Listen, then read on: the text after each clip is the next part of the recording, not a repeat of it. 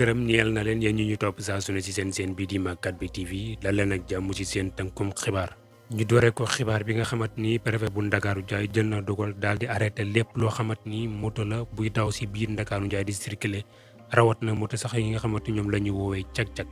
moto yooyu nag mën nañ ne daanaka sax événement bu am bu ne jëm ci wàllum justice rawat na sax justice boo xamante ni day àtte ki nga xamante ni moo di président Ousmane Sonko dañuy gis ne daal moto njëkkataa yooyu noonu wala cag-cag dañ leen di wax ne daal bu ñu daw ci bis boobee noonu.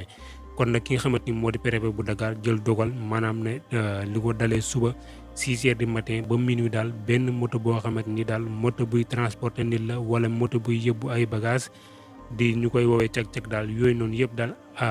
tere nañ leen pour ñu daw si fi nga xamante ni moo di si biir Ndakaaru Njaay ak li ko wër. ñu wax si beneen xibaar mu ñeel li nga xamante ni mooy conseil constitutionnel ñi nga xamante ni ñoom la ñi nga xamante ni ñoo di politiciens yi war a déposé loolu nga xamante moom la ñuy wax seen candidature mën nañ ne ndiki tey jii la waroon a commencé si lundi ji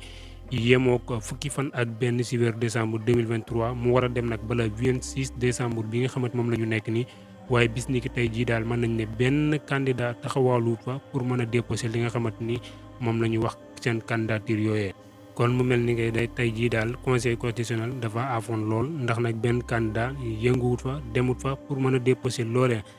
laaj bi nag di nag ana lan moo waral loolee ndax nag dañoo matlugul li leen conseil constitutionnel di laaj wala déet.